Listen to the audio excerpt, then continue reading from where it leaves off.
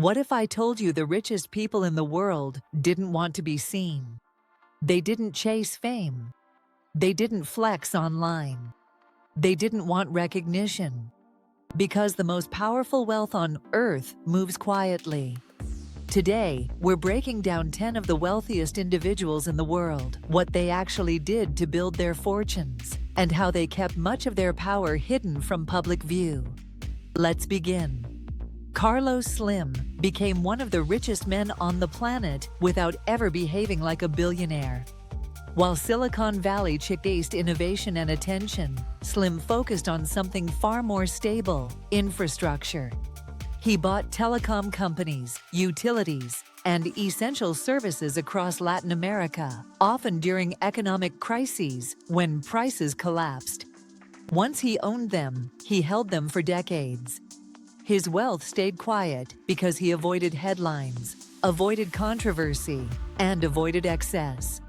When you control what people need, you don't need to advertise power. Carlos Slim Ingvar Kamprad lived like an ordinary man. He flew economy class, reused tea bags, and drove an old car well into his billionaire years. But behind that modest image was one of the most complex corporate structures ever created. IKEA wasn't owned in a simple way.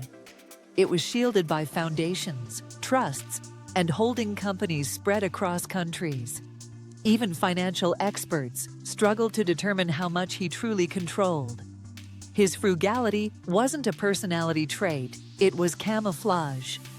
Ingvar Kamprad, Mukesh Ambani, didn't just build companies, he built systems.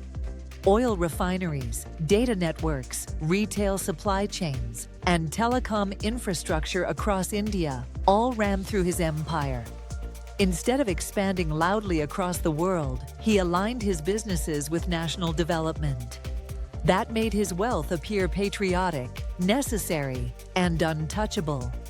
When your success becomes intertwined with a country's progress, scrutiny fades. Mukesh Ambani, Charles Koch, and his family understood something most billionaires never learn. Real power doesn't come from visibility. It comes from influence. Koch Industries operated across energy, chemicals, and manufacturing, but the family stayed largely out of the spotlight. Instead, they funded universities, think tanks, research institutions, and policy organizations. They didn't lobby loudly. They shaped the ideas that shaped the laws. If you control the intellectual foundation, the outcomes take care of themselves. Charles Koch, Amancio Ortega, built a global fashion empire without becoming a public figure. He avoided interviews, avoided fashion events, and avoided attention altogether. His real fortune wasn't just clothing, it was real estate. Ortega quietly bought premium buildings in major cities across Europe and beyond. People walk past his properties every day without knowing who owns them. His wealth doesn't scream. It simply exists. Amancio Ortega, Bernard Arnault, owns the brands that define luxury, yet he himself stays in the background. While his companies dominate fashion, art, and culture, Arnault focuses on structure and control. He acquires heritage brands, preserves their image, and centralizes financial power behind the scenes.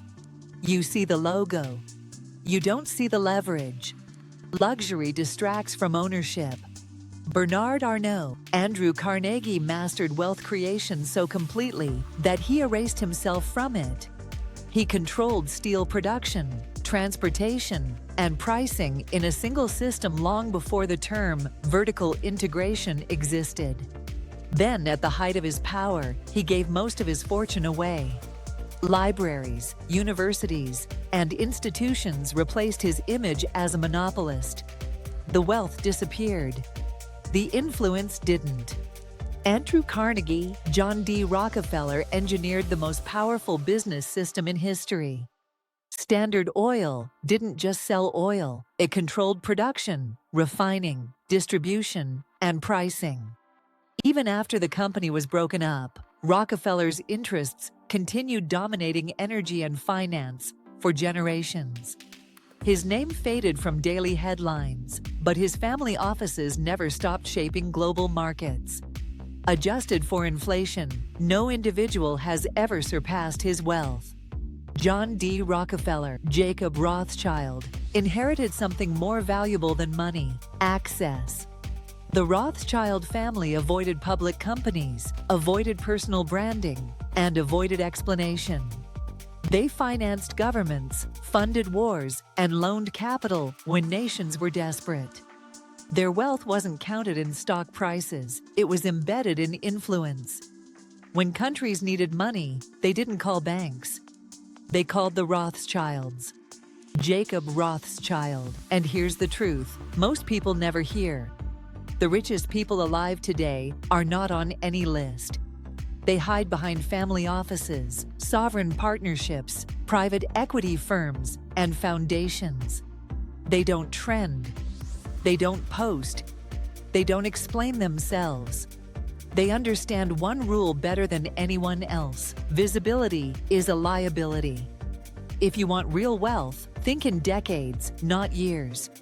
Control systems, not attention. And remember, the loudest money is never the most powerful. This is hidden wealth.